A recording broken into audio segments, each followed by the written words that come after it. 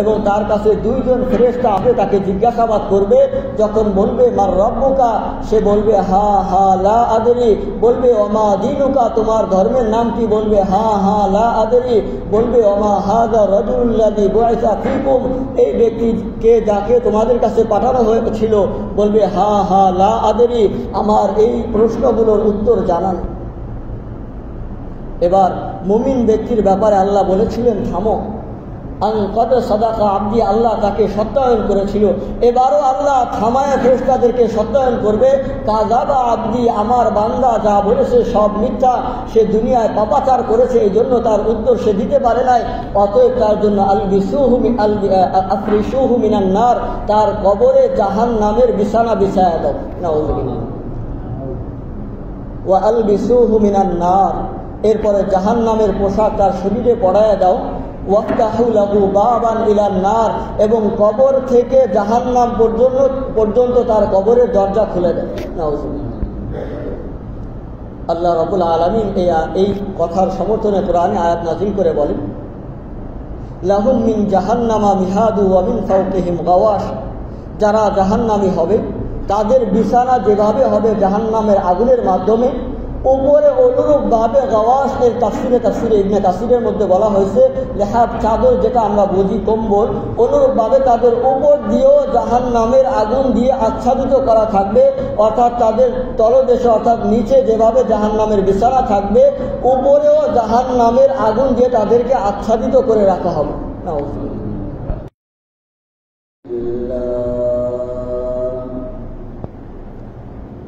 الحمد لله نحمده ونستعينه ونستغفره ونؤمن به ونتوكل عليه ونعوذ بالله من شرور أنفسنا ومن سيئات أعمالنا، من يهده الله فلا مضل له ومن يضلله فلا هادي له، وأشهد أن لا إله إلا الله وحده لا شريك له، وأشهد أن سيدنا ومولانا محمدا عبده ورسوله. أما بعد فأعوذ بالله من الشيطان الرجيم. بسم الله الرحمن الرحيم. كل نفس ذائقة الموت ثم إلينا ترجعون.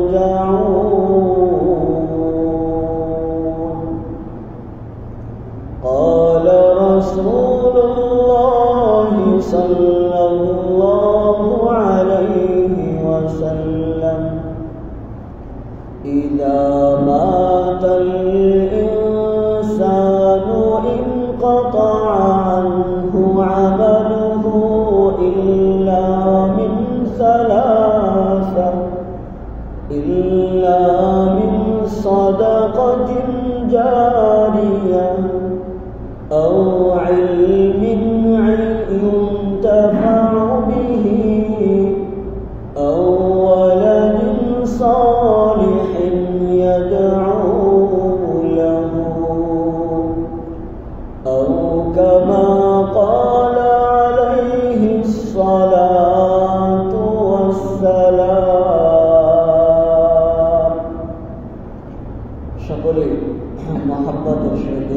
শরীফ পাঠ করুন। আল্লাহুম্মা সাল্লি আলা মুহাম্মাদ কামা সাল্লাইতা আলা ইব্রাহিম ওয়া আলা আলি ইব্রাহিম ইন্নাকা হামিদুম মাজিদ। আল্লাহুম্মা বারিক আলা মুহাম্মাদ ওয়া আলা আলি মুহাম্মাদ কামা বারাকতা আলা ইব্রাহিম ওয়া আলা আলি ইব্রাহিম ইন্নাকা হামিদুম মাজিদ। আল্লাহুম্মা সাল্লি আলা মুহাম্মাদ ওয়া সাল্লি আলাল আম্বিয়াই ওয়াল মুরসালিন। আল্লাহুম্মা সাল্লি আলা মুহাম্মাদ ওয়া সাল্লি আলাল মুমিনিনা ওয়াল মুমিনাত ওয়াল মুসলিমিনা ওয়াল মুসলিমাত। সুবহানাকা লা ইলমা লানা ইল্লা মা 'allamtana ইন্নাকা আনতাল আলিমুল হাকীম।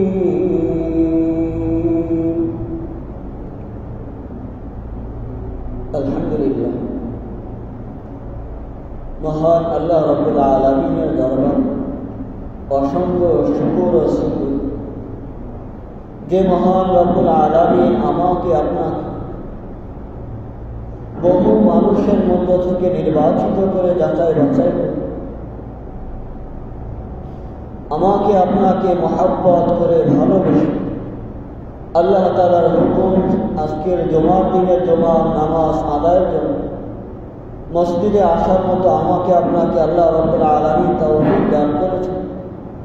এজন্য আল্লাহ রাব্বুল আলামিনের আলিশান দরবারে শুকরিয়া আদায় করে আল্লাহ তাআলা দরবারে বলি আলহামদুলিল্লাহ। আমি আপনি যে আলহামদুলিল্লাহ শুকরিয়া দান করলাম যে আল্লাহ আমাকে নিয়ামত দিয়েছেন, এই জন্য আমি কৃতজ্ঞতা জ্ঞাপন করি। আল্লাহ রাব্বুল আলামিন আমার এই কৃতজ্ঞতা আদায় করাটাও আল্লাহ তাআলা আমাদের জন্য আল্লাহ রাব্বুল আলামিনের পক্ষ থেকে অসংখ্য সওয়াবের কথা রাসূলের মাধ্যমে জানায় দিয়েছেন। সুবহানাল্লাহ, কি জানায় দিয়েছেন নবীর মাধ্যমে? আল্লাহ রাসূল সাল্লাল্লাহু আলাইহি ওয়াসাল্লাম বলেন, যখন কোনো বান্দা আলহামদুলিল্লাহ বলে আল্লাহ তাআলার প্রশংসা, আল্লাহ রাব্বুল আলামিন তামলাউল মিজান, মিজানের দাড়ি পাল্লা পরিমাণ সব আল্লাহ তাআলা ওই বান্দার আমলনামায় দান করেন। এজন্য মুহতারাম হাজিরিন, আল্লাহ যে আমাকে আপনাকে বিভিন্ন সময় বিভিন্ন নাজ নিয়ামত দান করেন, এই জন্য আমার আপনার জন্য বড় দায়িত্ব হইল, ঈমানি দায়িত্ব হইল, আমি আল্লাহ তাআলার নেককার বান্দা হিসেবে আমার উপরে দায়িত্ব হবে আমি আপনি আল্লাহ রাব্বুল আলামিনের দরবারে ন্যূনতম যে শুকরিয়া আছে জবানে আলহামদুলিল্লাহ বলা, এটা আমি আপনি সকলেই আমাদের জীবনে বাস্তবায়ন করার চেষ্টা করি ইনশাআল্লাহ। আল্লাহ আমাদের সকলকে তৌফিক দান করেন, আমিন। মুহতারাম হাজিরিন, আমি যে আয়াতে কারিমা তিলাওয়াত করেছি, বর্তমান সময়ের যারা আমরা মসজিদে যাই বা বিভিন্ন জানাজার নামাজে যাই, এই আয়াতটা আমরা বরাবর সব জায়গায় শুনেছি এবং অনেক মানুষ এমন আছে যারা কোরআন না জানলেও এই আয়াতের শব্দ শুনে আমরা বুঝে ফেলি যে এখানে হয়তো মৃত্যুর বিষয়ে কোনো আলোচনা হইতেছে। তো আমি যে আয়াতে কারিমা তেলাওয়াত করেছি, আল্লাহ রাব্বুল আলামিন এই আয়াতে কারিমার মধ্যে বলেন, কুল্লু নাফসিন যায়িকাতুল মাউত, প্রতিটি নফস যার ভিতরে প্রাণ আছে, রূহ আছে, ওই প্রত্যেকটা নফসকেই মৃত্যুর স্বাদ আস্বাদন করতে হবে। তো আমার আপনার যত বাহাদুরি থাকুক দুনিয়ার বুকে, আমার আপনার যত কর্তৃত্বই থাকুক না কেন, আমার আপনার জন্য আল্লাহ রাব্বুল আলামিনের পক্ষ থেকে যে সময় রেখা নির্দিষ্ট করে রাখা হয়েছে, ওই সময় যখন আমার কাছে চলে আসবে, ওই মুহূর্তে আমার জন্য 1 মিনিট বিলম্ব করারও সুযোগ থাকবে না। আবার 1 মিনিট দুনিয়া থেকে আগে যাওয়ারও আমার জন্য সুযোগ আল্লাহ রাখেন নাই।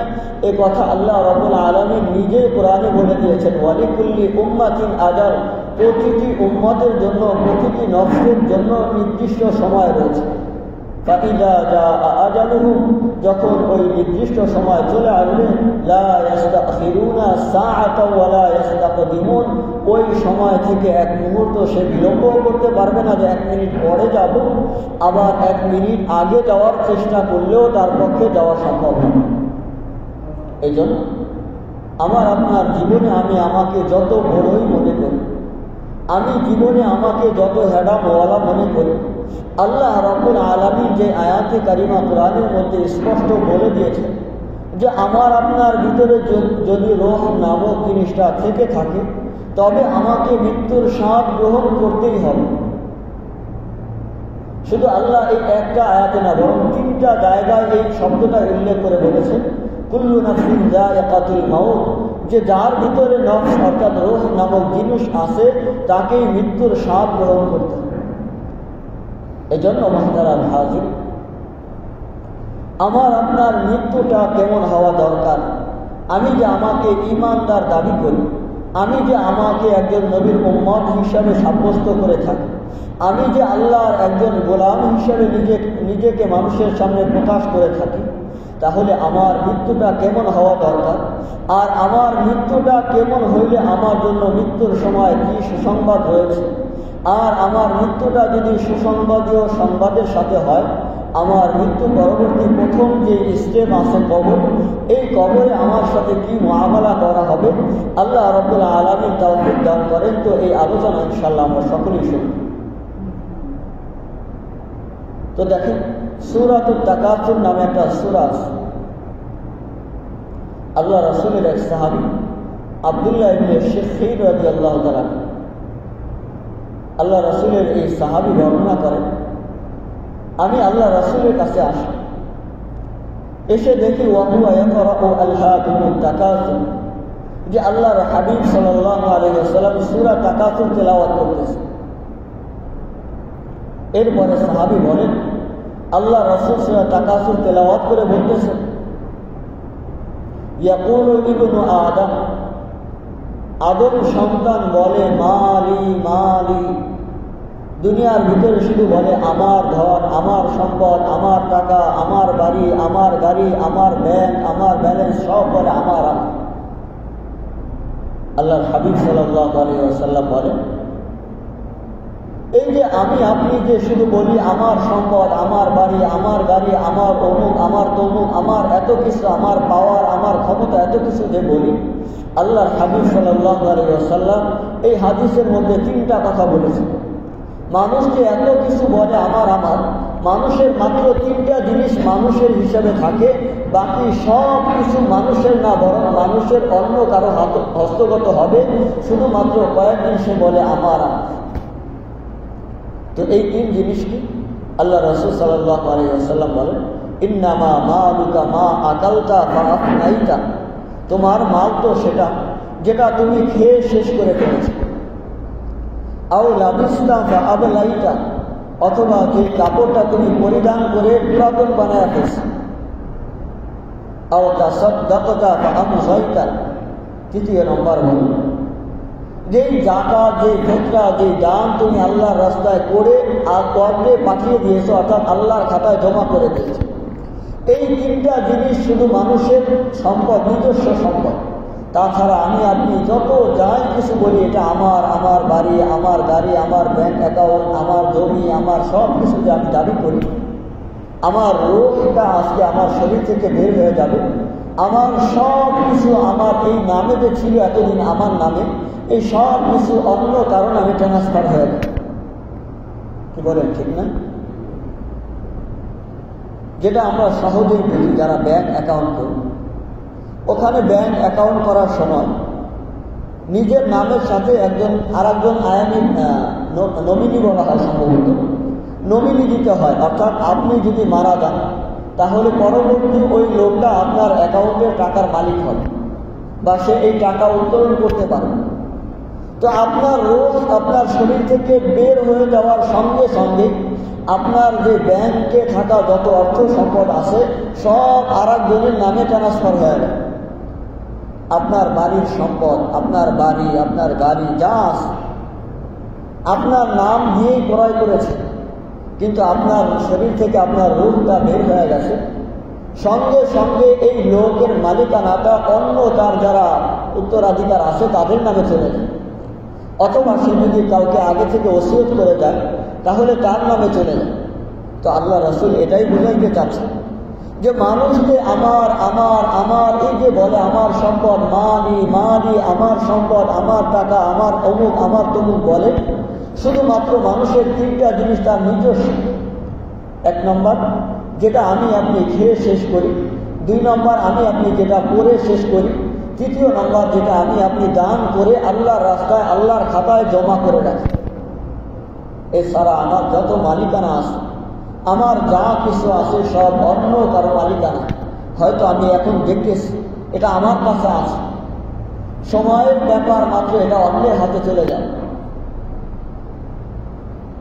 মুসলিম শরীফের আর এক হাদিসের মধ্যে আল্লাহ রাসূল বলেন, লাউ কানা লিবনি আদম ওয়াদিন মিন যাহাবিন, যদি আদম সন্তানের একটা উপত্যকা শুধু স্বর্ণের হয়, কিসের?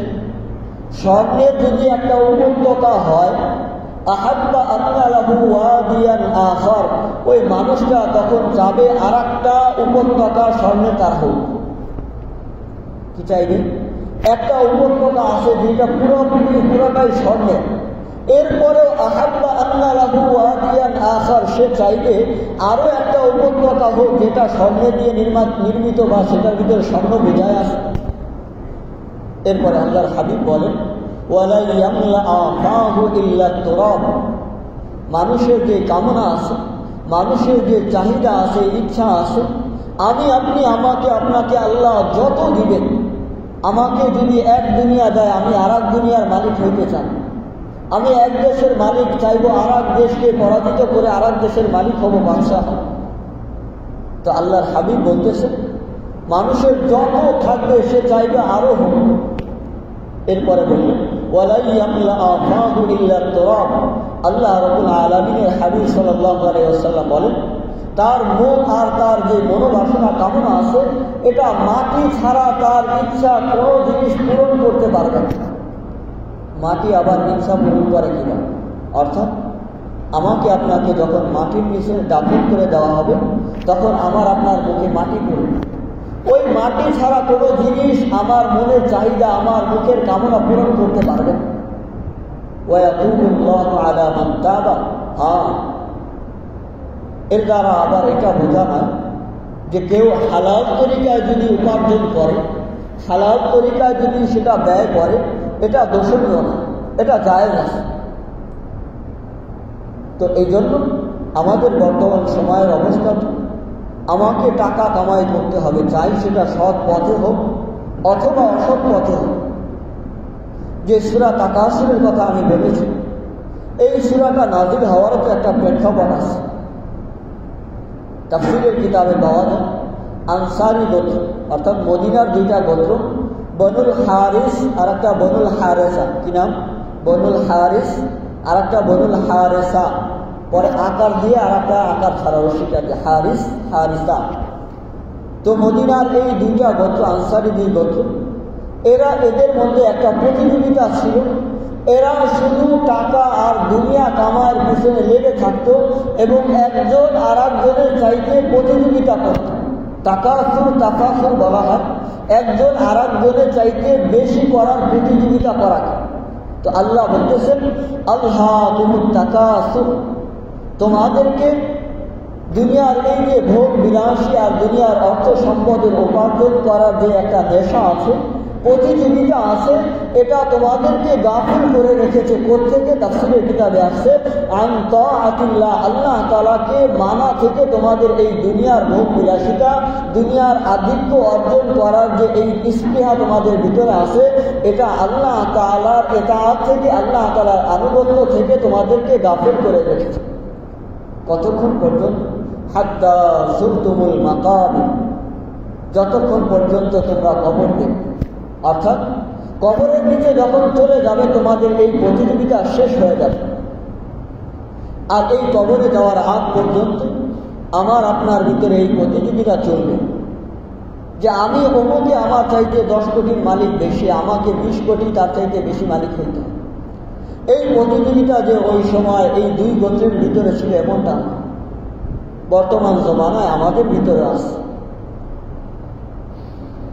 অমুকে 1 টাকার মালিক হইলে আমি তার থেকে আরো 100 গুণ বেশি কিভাবে হব, এর জন্য আমার যা করণীয় আমি সেটা করতেছি। কোনটা হালাল কোনটা হারাম এটা আমি কখনোই বাদ বিচার করি না।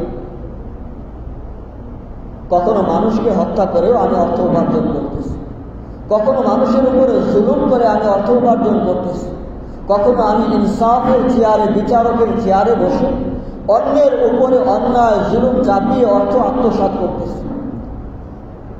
এই জন্য আমার আপনার জন্য আমি দুনিয়ার ভিতরে যে আমল করব, আমার আপনার দুনিয়া থেকে বিদায় নেওয়ার সময় আমার আপনার মৃত্যু আর মৃত্যু পরবর্তী যে প্রথম ধাপ কবর আছে, এখানে আমার জীবনের পরবর্তী যে অনন্ত একটা অসীম সীমা, যার কোনো সীমা নেই, ওই অনন্তকালে আমি কিভাবে থাকবো আর কিভাবে বসবাস করব, এই 2টা সময় আমার জন্য উপস্থিত বুদ্ধি আল্লাহ আমাকে দেখা দেবেন। আমার পরবর্তী জীবনে আমি যেভাবে থাকবো, কিভাবে থাকবো, আমার সাথে আল্লাহ কেরম আচরণ করবে।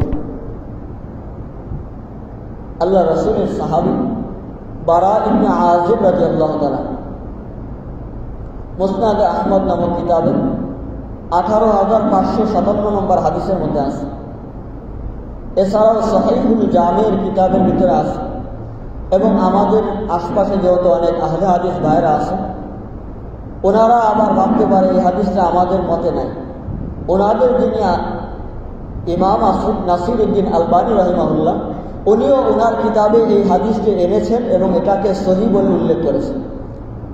তো এই জন্য আমাদের কারোর জন্যই এই হাদিসটা সহিহ না শুদ্ধ না অশুদ্ধ, দুর্বল না শক্তিশালী, এটা ভাবার কোনো প্রয়োজন নেই। তো আল্লাহ রাসূলের সাহাবী বারা ইবনে আযিব রাদিয়াল্লাহু তাআলা একটা হাদিস বর্ণনা করতেছেন। এই হাদিসের মধ্যে তিনি বলেন, খরাজনা মা রাসূলিল্লাহি ফি জানাজাতি রাজুলিন মিনাল আনসার, আমরা আল্লাহ রাসূলের সাথে এক আনসারী সাহাবীর জানাজার নামাজ পড়ার জন্য বের হয়েছি। কিসের নামাজ পড়ার জন্য? জানাজার নামাজ পড়ার জন্য আল্লাহ রাসূলের সাথে আমরা আল্লাহ রাসূলের সাথে বের হয়েছি। কিছু দূর যাওয়ার পরে জালাসান নবী সাল্লাল্লাহু আলাইহি ওয়াসাল্লাম, আল্লাহর হাবিব সাল্লাল্লাহু আলাইহি ওয়াসাল্লাম ওই যে ব্যক্তি মারা গিয়েছে আনসারী বংশে, তার কবরে ওই ব্যক্তির বাড়িতে যাওয়ার আগে, অর্থাৎ যেখানে জানাজা হবে ওই জায়গায় যাওয়ার আগে কবরটা আগে পড়ছে। ওই কবরের পাশে আল্লাহ রাসূল গিয়ে বসে গেছে। আল্লাহ রাসূলের সাহাবী বলেন, ওয়া জালাসনা হাওলাহু, আমরাও আল্লাহ রাসূলের কাছে তার পাশে বসে গেলাম। যাইতেছিল কোথায়? জানাজা পড়ার জন্য। তো আমাদের সময় দেখবেন অনেক সময় যার জানাজা পড়তে যায়, এমন অনেক সময় হয় তার জানাজা যাওয়ার আগেই দেখা যায় কবরটা সামনে পড়ে গেছে। তো আল্লাহ রাসূল তার জানাজার উদ্দেশ্যে বের হয়েছেন, সামনে কবর পড়ে গেছে, আগে ওই কবরের ওখানে বসে গেছে। এবং আল্লাহ রাসূলের সাহাবী বলতেছেন, আমরাও আল্লাহ রাসূলের পাশে বসে গেলাম। এবং কিভাবে বসছেন তিনি বলতেছেন, কান্না আলা রুউসিনা তাইর, আমরা এত নীরবতার সাথে বসে গেছি, একাগ্রতার সাথে, যে আমাদের মাথার উপরে যদি কোনো পাখিও বসে আমরা টেরও পাবো না। মাথার উপরে যদি পাখি বসে তাও আমরা টের পাবো না। এর থেকে একটা মেসেজ হইল, আমরা যখন কোনো আল্লাহ ওয়ালাদের সামনে যাব, তাদের সোহবতে বসবো। আমাদের জন্য উচিত তাদের সামনে আদবের সাথে বসা এবং নীরবতার সাথে বসা। তো আল্লাহ রসুলের সাহাবী বলতেছেন, আমরা যাওয়ার পরে রসুলকে দেখলাম বসে গেছেন, আমরাও তার সাথে বসে গেছি এবং এতটাই নীরবতার সাথে একাগ্রতার সাথে বসে গেছি যে আমাদের মাথার উপরে পাখি বসলেও আমরা টের পাবো না। এরপর আল্লাহ রসুলের সাহাবী বলেন, অফি ইয়াদিহি আউদুন ইয়ানকুতু বিহি ফিল আরদ। আল্লাহ রসুলের হাতে একটা লাঠি ছিল ছোট, ইয়ানকুতু বিহি ফিল আরদ। আর এই লাঠি দিয়ে আল্লাহ রসুল মাথা নিচে দিয়ে জমিনের উপর এভাবে শুধু আঁকাকি করতেছে। দেখবেন অনেক সময় আমাদের মুরব্বীরা হয়, অনেক সময় যুবকরাও কোনো জায়গায় বসে থাকলে অনেক সময় নখ দিয়েও মাটি এভাবে কারণ ছাড়াই আঁকতে থাকে। আবার লাঠি থাকলে ওইটা দিয়েও এমন আঁকতে থাকে, কোনো কারণ নয়, এমনিই আঁকতেছে। তো আল্লাহর হাবিব সাল্লাল্লাহু আলাইহি ওয়াসাল্লাম কবরের পাশে এভাবে আঁকতেছিলেন। সাহাবায়ে কেরাম চিন্তিত হয়ে গেলেন, ব্যাপার আল্লাহ রাসূল কবরের এখানে বসলেন, আবার লাঠি দিয়ে শুধু এভাবে আঁকতেছেন, মাথাও উঁচু করেন। ফারাফা রাসাহু রাসূলুল্লাহ সাল্লাল্লাহু আলাইহি ওয়াসাল্লাম। কিছুক্ষণ পর আল্লাহর হাবিব সাল্লাল্লাহু আলাইহি ওয়াসাল্লাম মাথা উঁচু করলেন। মাথা উঁচু করে সাহাবায়ে কেরামদেরকে উদ্দেশ্য করে বললেন, ইস্তাঈযু বিল্লাহি মিন আযাবিল কবরি মাররাতাইন আও সালাসা। আল্লাহর হাবিব সাল্লাল্লাহু আলাইহি ওয়াসাল্লাম সাহাবায়ে কেরামদেরকে বললেন, ইস্তাঈযু বিল্লাহি মিন আযাবিল কবর। এই কবরের শাস্তি থেকে তোমরা আল্লাহর কাছে পানা চাও। এই কথাটা হয়তো 2 বার অথবা 3 বার বলেছেন। কয়বার? 2 বার অথবা 3 বার বলেছেন, এই কবরের শাস্তি থেকে তোমরা আল্লাহর কাছে ক্ষমা চাও, পানা চাও। কেন বললেন? অন্য এক বর্ণনায় আসছে, এই বর্ণনায় আসছে আল্লাহ রাসূল সাল্লাল্লাহু আলাইহি ওয়াসাল্লাম এক জায়গায় বলেছেন যে কবর প্রতিদিন আমাদের সকল মানুষকে ডাকে উদ্দেশ্য করে বলে, আনা বাইতুল গুরবা। হে মানুষ, তোমরা আমার কাছে আসার আগে আমার জন্য প্রস্তুতি নাও। আমি অপরিচিতের ঘর, আমি কবর একজন অপরিচিত জায়গা। আনা বাইতুল ওয়াহদা, আমি একাকী থাকার ঘর, আমার সাথে কোনো সঙ্গী আসবে না আমার ঘরে থাকার জন্য। আনা বাইতুত তুরাব, আমি মাটির ঘর। এরপরে বলতেছে, আনা বাইতুদ দুত, আমি পোকামাকড় সাপ বিচ্ছুর ঘর। তো আমাকে আপনাকে কবর দৈনন্দিন বারবার ডেকে বলতেছে যে আমি অপরিচিত জায়গা, আমার কাছে আসার আগে প্রস্তুতি নিয়ে আসি। আমি মাটির ঘর, আমার কাছে থাকার আগে প্রস্তুতি নিয়ে আসি। আমি পোকামাকড়ের ঘর, আমার কাছে থাকার আগে প্রস্তুতি নিয়ে আসি। আমি একাকী থাকার ঘর, আমার কাছে থাকার আগে প্রস্তুতি নিয়ে আসি। আমি আপনি দৈনিক কতবার প্রস্তুতি নিই?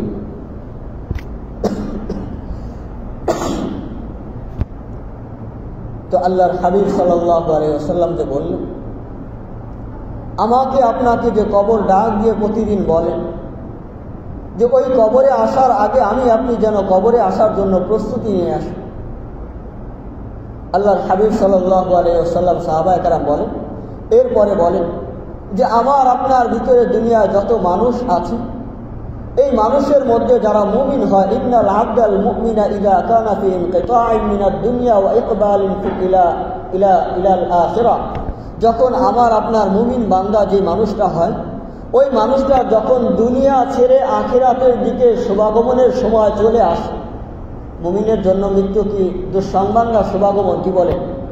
তো মানুষের জন্য যখন যে ওই মানুষটা মুমিন হবে, মুমিন বান্দা, হাদিসে বলছে ইন্নাল আবদাল মুমিন, মুমিন বান্দার যখন দুনিয়া ছেড়ে আখিরাতের উদ্দেশ্যে রওনা করার সময় হয়, তখন আল্লাহ রাব্বুল আলামিনের হাবিব সাল্লাল্লাহু আলাইহি ওয়াসাল্লাম বলেন, নাযালাত ইলাইহি মালাইকাতুন মিনাস সামা।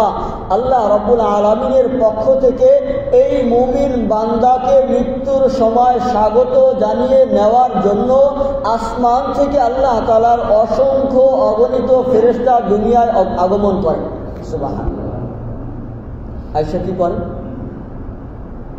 ফায়াজলিসুনা মিনহু মাদ্দাল বাসার।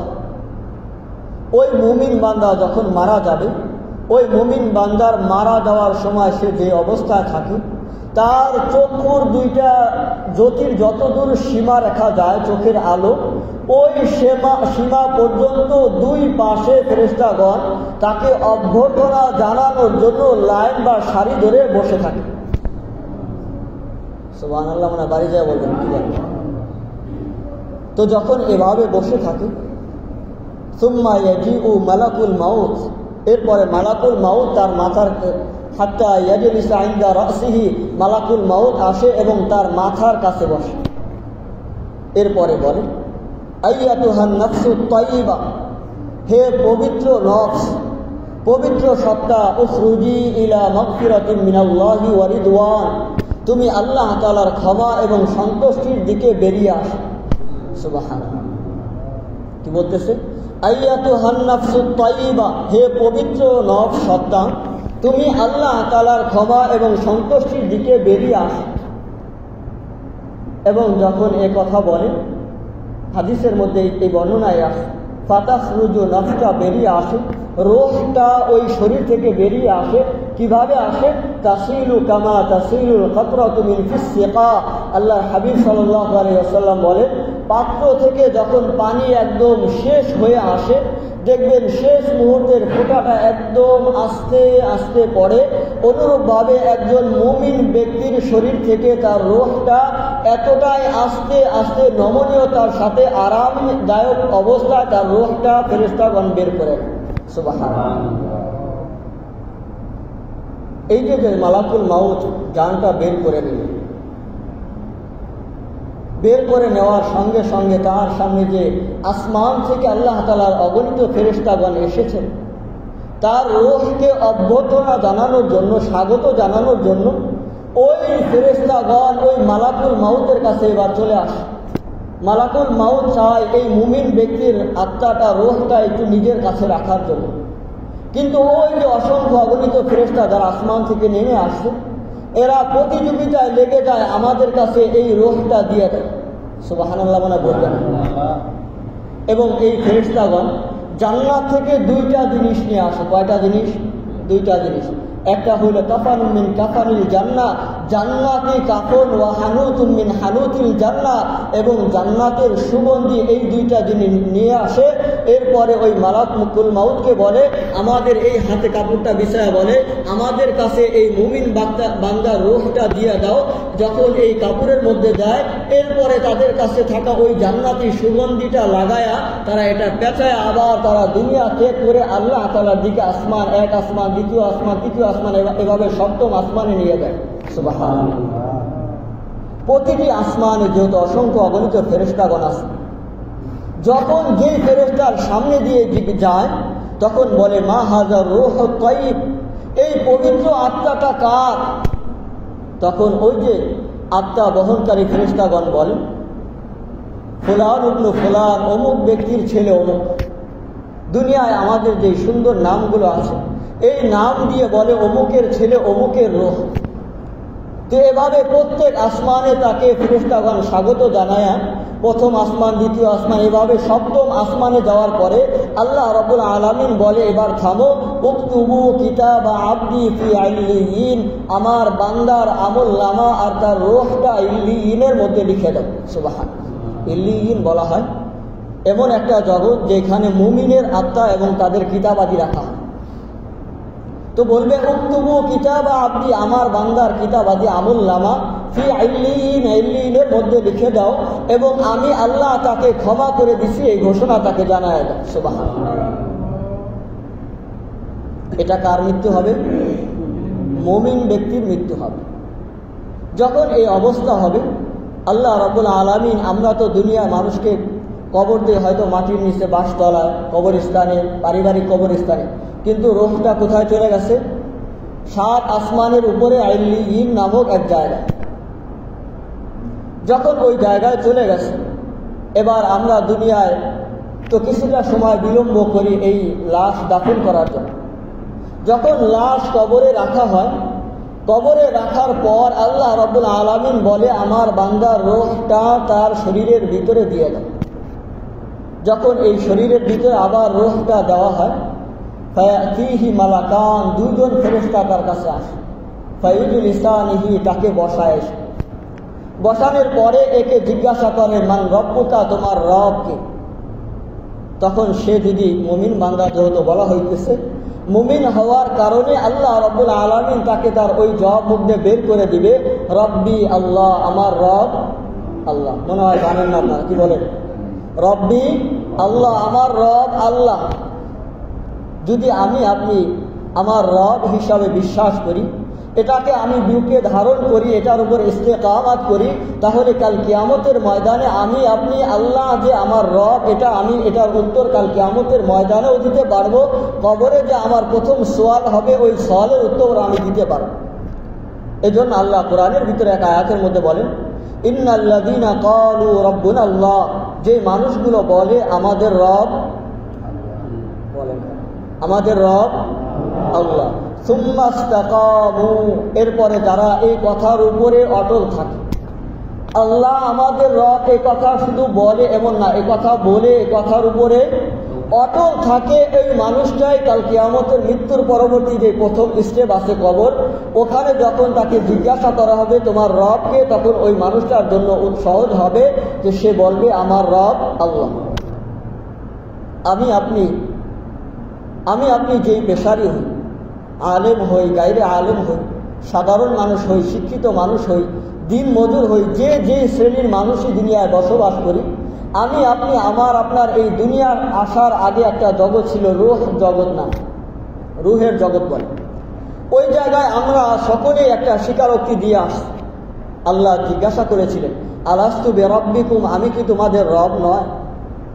আমরা ওই জায়গায় সকলেই এক বাক্যে সাক্ষ্য দিয়েছিলাম, ক্বালু বালা, হ্যাঁ আপনি আমাদের অবশ্যই রব। কিন্তু দুনিয়ায় এসে আপনি অনেকেই যদিও বলি মুখে মুখে হ্যাঁ আল্লাহ আমাদের রব, কিন্তু আপনি এই কথাটা ভুলে গেছি। কিভাবে? আল্লাহ যে আমার রব, এটা যদি বাস্তবায়ন বা আমার ভিতরে থাকতো, তাহলে আমার 6টি জীবনে আমি আমার আল্লাহর হুকুমকে, আমার আল্লাহকে 6টা জায়গায় বাস্তবায়ন করতাম।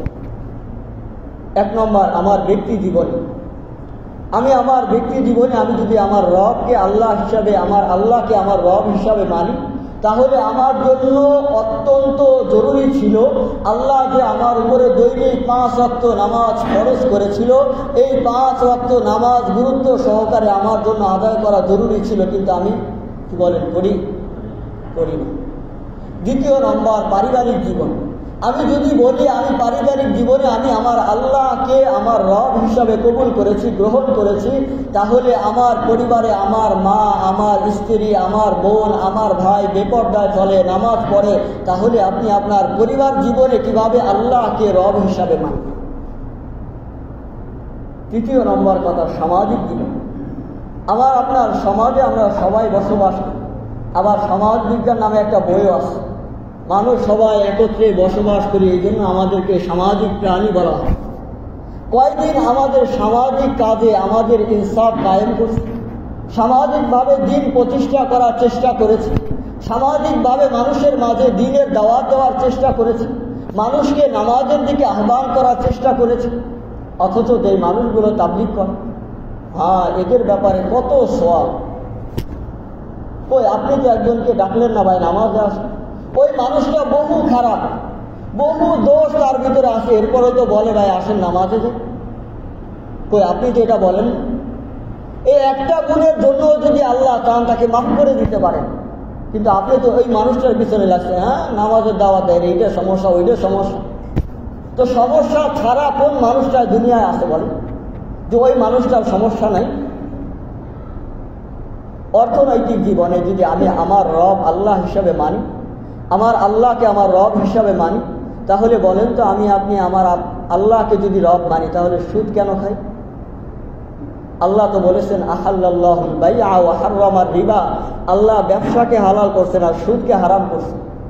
তাহলে আপনি যদি আল্লাহকে আপনার রব হিসাবে, আমি আমার রব হিসাবে আল্লাহকে মানি, তাহলে আমি সুদ কেন খাই? সুদের লেনদেন আমি কেন করি? 5 নম্বর কথা, আমার রাষ্ট্রীয় জীবনে আমি আমার আল্লাহকে যদি রব হিসাবে মানি, তাহলে আমি রাষ্ট্রীয় কাজে কেন আল্লাহকে মানি না? আমাদের বাংলাদেশ তো 94% মুসলমানের দেশ বাংলাদেশ, ইসলামিক দেশই বলা হয়, অথচ এই দেশে জিনা হালাল। জিনা হালাল না? পতিতালয় আছে না বাংলাদেশে? এটা কি হারাম করছে? আপনি এখানে যান তো কেউ নিষেধ করবে? পুলিশে ধরবে? কিচ্ছু বলবে না। অর্থাৎ এটা হালাল, রাষ্ট্রীয়ভাবে এটাকে সার্টিফিকেট দেওয়া হয়েছে, বৈধতা দেওয়া আছে। বাংলাদেশে মদ বারে যায় খান, হালাল। এই জায়গার জন্য কি আল্লাহ তাআলা না এই জায়গা নাকি বলেন? কি বলেন? বারের ভিতরে আল্লাহ থাকে না? না আল্লাহর হুকুম বারের ভিতরে নাই? তো বারের ভিতরেও তো আল্লাহ তাআলার হুকুমকে সরাসরি অমান্য করে রাষ্ট্রীয়ভাবে তাদেরকে অনুমতি দেওয়া হয়েছে। তাহলে আপনি রাষ্ট্রীয়ভাবে আল্লাহকে কিভাবে মানবেন? এভাবে আপনি একের পর এক দেশের ভিতরে যত কোরআন বিরোধী আছে, সুন্নাহ বিরোধী আছে, এটাকে আপনি ফলো করেন যে আল্লাহ কি বলেছে, আমার রাষ্ট্র কোন পথে আমাকে চালাইতেছে, আমি কোন পথে চলতেছি। ৬ষ্ঠ নম্বর কথা, আল্লাহকে রব হিসাবে মানার নাম হইল আন্তর্জাতিক দিবসেও আল্লাহ, আন্তর্জাতিকভাবেও আল্লাহকে রব হিসাবে মানে। ওই আন্তর্জাতিক যেই দিক আছে ওই দিক হিসাবে আপনি তো তাদের বিজাতীয় যে কালচার আছে, আপনি তো আপনার রবের হুকুম বলেন না, বরং তাদেরটাকেই অ্যাকসেপ্ট করে নেন যে অমুক দেশ এতটা উন্নত, আপনাকে আল্লাহ থিওরি দিয়েছেন, তুমি এই পথে চলো, অবশ্যই তোমাকে আল্লাহ উন্নতির শিখরে পৌঁছাবে। কিন্তু তুমি তো আল্লাহর থিওরিকে ফলো করো না, বরং যারা আল্লাহ তাআলার বিরোধিতা করে তাদের ফলো করো, যার কারণ সারা জীবন চেষ্টা করার পরেও তোমার উন্নতি আসে। তো আমি যে কথা বলতেছিলাম যে ওই যে মুমিন বান্দাকে যখন কবরে দেওয়া হয়, যখন সে বলে আমার রব, বলে গেছেন মনে হয় কে? আল্লাহ। দ্বিতীয় নম্বর প্রশ্ন করা হয় ওমা দীনুকা, তোমার দিন কি? আমার যে মুমিন বান্দা বলবে দীনি আল ইসলাম, আমার দিন, আমার ধর্ম হইল ইসলাম। তৃতীয় নম্বর প্রশ্ন করা হবে ওয়ামা হাযা রাজুলুল্লাযী বুইসা ফীকুম, এই লোকটাকে যাকে তোমাদের মাঝে পাঠানো হয়েছে। সে বলবে হাযা রাসূল, হাযা নবিয়ুনা মুহাম্মাদুন সাল্লাল্লাহু আলাইহি ওয়াসাল্লাম, ইনি আমাদের নবী হযরতে মুহাম্মদ মুস্তাফা সাল্লাল্লাহু আলাইহি ওয়াসাল্লাম। যখন এই তিন উত্তর দিবে, এই তিন উত্তর দেওয়ার পরে আল্লাহ রাব্বুল আলামিন তাকে বলবে, এবার ফেরেশতাদেরকে এবার একটু থাম, কি করো, একটু থামো। আন কদ সাদাকা আব্দি, আল্লাহ তাআলা ওই আসমান থেকে একজন ফেরেশতার মাধ্যমে তাকে ঘোষণা করবে যে আমার বান্দা যা বলেছে আমি আল্লাহ আমার বান্দাকে সত্যায়ন করলাম। সুবহানাল্লাহ। কে সত্যায়ন করেছে? আল্লাহ সত্যায়ন করেছে। আর দুনিয়ার কারো সত্যায়নের দরকার আছে কি বলেন? দরকার নেই। এবার আল্লাহ রাব্বুল আলামিন বলেন এই মুমিন বান্দার ব্যাপারে আফরিশুহু মিনাল জান্নাহ, আল্লাহ রাব্বুল আলামিন এবার বলেন তার এই যে কবরে যে শুয়ে আছে, আমি আপনি 3 টুকরা পাতলা কাপড়ে তাকে শুয়ে দিচ্ছি। বর্তমান সময়ে দেখেন আমাদের ফ্লোর পাকার উপরে শুতে পারি না, আর এই শীতের ভিতরে মাটি যে কত ঠান্ডা, এর ভিতরে আমাদের আত্মীয় স্বজন যদি মারা যায় এয়ার কন্ডিশন লাগায় মাটি দেয় না, এমনি মাটি দেয়, কি বলেন? এমনি মাটি দেয়। আল্লাহ বলতেছেন আফরিশুহু মিনাল জান্নাহ, তার কবরটার মধ্যে জান্নাতের বিছানা বিছায়া দাও। সুবহানাল্লাহ। ওয়া আলবিসুহু মিনাল জান্নাহ, এবং তাকে জান্নাতি পোশাক পরায়া দাও। সুবহানাল্লাহ। সুবহানাল্লাহ মনে বলবেন না, কি বলেন? নিয়ত করছেন আজকে সবাই? ওয়াফতাহু লাহু বাবান ইলাল জান্নাহ, এবং তার কবর থেকে জান্নাতের দরজাগুলো খুলে দাও। সুবহানাল্লাহ। যখন এই মুমিন বান্দার অবস্থা হবে, আল্লাহ রাব্বুল আলামিনের নাজ নিয়ামত, সে ওই যে জান্নাতের যে নাজ নিয়ামত আছে কবরে বসেই এগুলো ভোগ করতে থাকে। আর আমার আপনার অবস্থা যদি মুমিন না হয়ে বেদিন হয়ে আমি মারা যাই, আমার ভিতরে যদি ফাসিকি থাকে, তাহলে আল্লাহর হাবিব সাল্লাল্লাহু আলাইহি ওয়াসাল্লাম এরপরে বলতেছেন যখন একজন ফাসিক, কাফের, মুমিন না বেঈমান মারা যায়, তার রূহ কবজ করার জন্য যেভাবে মুমিনের জন্য অসংখ্য অগণিত ফেরেশতাগণ এসেছিল, তাদের আকৃতি ছিল সুন্দর এবং দেখার মতো, যখন কোনো বদকার মারা যায় তখন তার সামনে অসংখ্য অগণিত ফেরেশতা আসে, তাদের চেহারাগুলো কালো রঙের হবে এবং তাদের চেহারার অবস্থা এমন হবে, তাদের চুলগুলো মাথা থেকে লম্বা হবে পায়ের নিচ পর্যন্ত। কতটুকু লম্বা? মাথা থেকে পায়ের নিচ পর্যন্ত অনেক লম্বা লম্বা মনে হবে মানুষের আকৃতি, এবং তাহাদের চেহারাগুলো হবে কুচরি, কালো হবে। দেখার সঙ্গে সঙ্গেই দেখবেন অনেক মানুষের মৃত্যুর সময় হয় চোখ উল্টায় আছে, বলে মৃত্যুর যন্ত্রণায় চোখ উল্টায় গেছে। মূলত তার সামনে যে অবস্থাটা প্রকাশ পেয়েছে, আমি আপনি তো ওই অবস্থা দেখতে পাইতেছি না, এই জন্য আমার আপনার ওই অবস্থাটা অনুভব করার সুযোগ হইতেছে। যখন আসবে তখন ওই যে মুমিন বান্দাকে বলেছিল আইয়াতুহান নাফসুত তাইয়্যিবা, আর যখন কোনো খারাপ ব্যক্তির আত্মাকে বের করার জন্য আসে তখন বলে আইয়াতুহান নাফসুল খাবিসা, হে অপবিত্র আত্মা, হে বদকার সত্তা, নফস, রূহ, তুমি বের হয়ে আস ইলা গাদাবিন মিনাল্লাহি ওয়া গাদাবিহি ইলা সাখাতিল্লাহি ওয়া গাদাবিহি, তুমি আল্লাহ তাআলার ক্রোধ এবং তার রাগের দিকে বের হয়ে আস। এবং তার রূহটা কিভাবে বের করা হয়? আমার আপনার শরীরে যে পশমগুলো আছে, আমার আপনার শরীরের ভিতরে যদি একটা লোহা এভাবে ঢুকায়া আবার টান দিয়ে বের করা হয় সুস্থ অবস্থায়, যতটা যন্ত্রণাদায়ক হবে তার চাইতেও বেশি যন্ত্রণা দিয়ে এই ব্যক্তির লাশটা বের করা হবে, রূহটা বের করা হবে লাশটা। যখন এই অবস্থা হবে তো সামনে যে ফেরেশতাগণ বসে আছে এদের কাছে ছালার চট নিয়ে আসবে। কিসের চট? ছালার চট নিয়ে আসবে এবং সঙ্গে সঙ্গে বলবে তাড়াতাড়ি এই অপবিত্র আত্মাটা আমাদের চাটায়ের ভিতরে ভরে দাও, এবং সঙ্গে সঙ্গে এটাকে পেঁচায় ফেলবে এবং এটাকে নিয়ে যখন আসমানের দিকে ওঠা শুরু করবে, আসমানে যাওয়া শুরু করবে। আর প্রথম আসমানে যখন দুনিয়ার আসমানে যাবে তখন বলবে এই অপবিত্র আত্মাটা কার? বলবে অমুকের ছেলে অমুকের। এবার তাকে বলা হবে, তার জন্য ওই যে আগে যে মুমিন ব্যক্তির জন্য আসমানের প্রত্যেকটা দরজা থেকে স্বাগত জানিয়ে তাকে উপরে পাঠিয়ে দেওয়া হয়েছিল, কিন্তু যখন দুনিয়ার আসমানে যাবে, যখন অপবিত্র আত্মা নিয়ে, কোনো কাফেরের আত্মা নিয়ে, কোনো বেঈমানের আত্মা নিয়ে, তখন তার জন্য আর পরবর্তী আসমানের দরজা খোলা হবে না। আল্লাহ রাব্বুল আলামিন কোরআনের মধ্যে বলেন লা তুফাত্তাহু লাহুম আবওয়াবুস সামা, তার জন্য আসমানের দরজা খোলা হবে না। ওয়ালা ইয়াদখুলুনাল জান্নাহ, সে জান্নাতেও প্রবেশ করবে না। হাত্তা ইয়ালিজাল জামালু ফি সাম্মিল খিয়াত, যতক্ষণ পর্যন্ত উট সুয়ের ছিদ্র দিয়ে প্রবেশ না করবে। অর্থাৎ আমাদের কাছে এটা কেমন হাস্যকর মনে হইতে পারে যে সুয়ের ছিদ্র দিয়ে আবার এত বড় একটা উট কিভাবে প্রবেশ করে। অর্থাৎ সুয়ের ছিদ্র দিয়ে যেভাবে উট প্রবেশ করা সম্ভব নয়, এই মানুষটার জন্য জান্নাতে যাওয়াও ওইভাবে সম্ভব নয়। এরপরে যখন এই মানুষটাকে কবরে শুইয়ে দেওয়া হবে, তার রূহটাকে সিজ্জিন নামক জমিনের সর্বনিম্ন স্তরে ওই জায়গায় পাঠিয়ে দেওয়া হবে এবং তার রূহ যখন তাকে দাফন করা হবে কবরে, তাকে শরীরের মধ্যে আবার রূহটা পাঠানো হবে এবং তার কাছে দুইজন ফেরেশতা আসবে, তাকে জিজ্ঞাসাবাদ করবে। যখন বলবে মার রব্বুকা, সে বলবে হা হা লা আদরি।